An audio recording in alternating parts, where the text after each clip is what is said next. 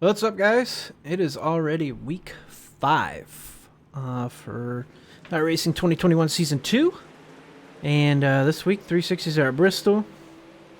Um, like I always say, this car is just by far my favorite of the basically the two cars that I'm doing this whole video slash setup series for. So I think you can feel the 360s a lot better than the 410s. So this is a feature I just did a few hours ago, and I'm just gonna kind of let this run and let it play here so you guys can see the lines develop. And it doesn't let me go back into the garage in a replay, so I'll load up at different sessions and show you guys. But you'll notice in the Discord that there is a Bristol R 4.1 now, because I didn't even notice when I put the setup in there yesterday that the crossweight was different. Like I said, my whole experiment has been match the default setup's crossweight, and I didn't realize it was 0.2 higher. I don't know if that was something new that changed recently or what. If maybe I just didn't have the right number in my head the first time. So the number's right now on the 4.1. The setups are going to feel almost identical. You guys know that already. So that's just me being kind of anal about the specifics and making the number perfect. So this track did something a little bit different than I thought it would do. I thought it would just be kind of that line up there on the marbles the whole time. And if my mouse can follow it, I thought it was just going to be out here. But this cut down line was actually working out pretty good early on, like this, where the slick was really wide on the entry and then it got thinner. You could drive it through this dark stuff wide open. So there's so much banking in this track, it's hard to get loose. So much speed and downforce. So it's hard to break the car loose, and that's why you'll see even later on, the cars, it's so hard to break it loose, even when you're right through the slick in the last, I don't know, like 10 laps or something like that. So I think at one point I went and tried the slider line, and I'm going to pull up the laps here so you guys can see just how, I mean, everything is 5, 5, 5, 5, a 6, a 5, 5, 6, 6, 6, 7. I don't know what I did on that lap. We'll have to watch it. But then 5, 5, 5, 4, 4. This is when I started going to the bottom. You can see where I switched. Probably lap 18 is where I went to the bottom slash middle. And lap 11 was where I almost hit the wall right there. That was a scary moment. Went in way too hot and almost tagged the wall. But yeah, you can see outside of the two mistakes, that one right there where I had to rip the car off the wall before I slammed into it, and then probably one down here as well. Even though that doesn't really look like a mistake, it looks like the track just got wider and slower, and then I went down to the bottom. So realistically, I probably could have gone down there sooner. I mean, you could see probably lap 14, 15, I probably could have gone down there, or stayed in the middle. But I had such a big lead. I wasn't pushing, the issue, so to speak. I think we get it. Yeah, we got another caution here at lap 26 or whatever it is. So I had a 2.5 second, 3 second, something like that lead once we get to that point after I go down to the bottom here.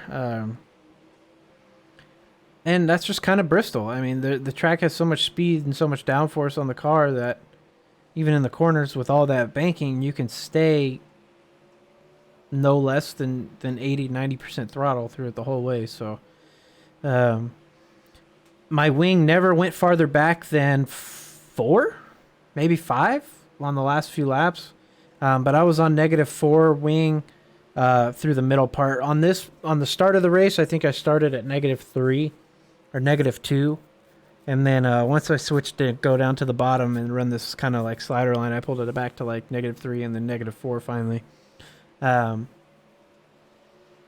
Eventually I do go down there. I guess I can fast forward some of this boring stuff so the video's not too long. Oh, here we go. What lap is this? Lap 18. Let's watch lap 17 real quick. What told me to switch off this line finally?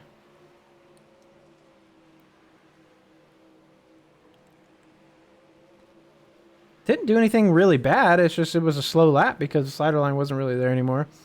And then you can see here. I mean, just look at going into turn 1. Look at my throttle. Get out of it so the car doesn't snap away loose, and then you're back up 80% throttle and then 100% right away. Yeah, it's just you don't even have to get out of it that much. You can see me modulating it, you know, up and down, 80, 90, 80, 90, 100. But yeah, the car just stays planted. And this is what I use to pull away. I think I increased my gap by quite a bit here. I ran my fastest lap on lap 22, so that's telling you something right there. We had how many laps up around the outside of the slick? Starting off was probably 10 laps or so. And those laps still weren't faster than me driving it through the slick on lap 22. So we'll let this play and get to that.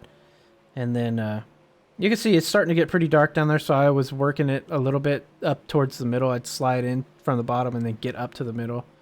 But 3 and 4 held on a lot longer than 1 and 2 did for sure, and I was able to pretty much stay just under wide open through the whole thing. But yeah, just I had a decent lead, like I said, so I just kept trying. If I stay all the way low this time, what happens? If I slide up this time, what happens? And I'm just playing with it. And then that lap there proved to be the fastest one all the way around. Was I all the way on the bottom? Yeah, all the way on the bottom. And all the way on the bottom again, and just let it float out. Don't steer it too much coming out of the corner. That way you hold speed. You don't want to shake the car coming out of the corner too much, and you scrub a lot of speed off. Cars behind me are probably running. Who knows? God dang it! Running the top, running the middle slider. Let's see, top, middle, cut down, middle, cut down. So yeah. And the only thing different that I'm doing is really running the bottom, the whole corner, and letting it drift out if it needs to drift out. You know, get back up into the moisture. And I'm on 24 wing. I don't know if those guys were or not. They might have had a little bit more wing angle in it, depending on how slick they thought it was going to be. But like I told you guys early on when Bristol first came out, this isn't going to be anything other than a 24 wing track.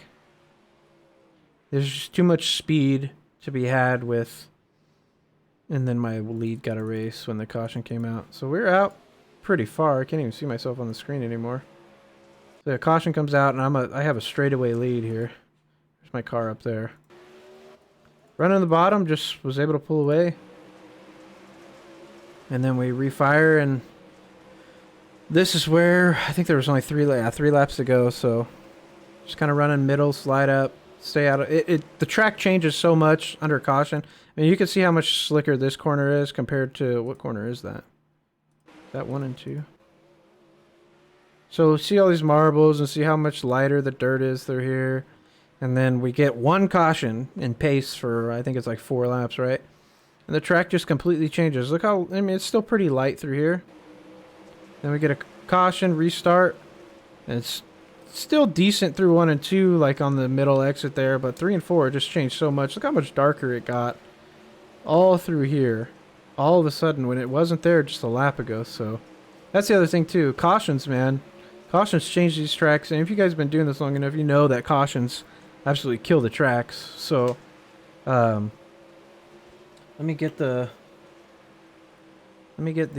lobby set up here so I can go show you the setup.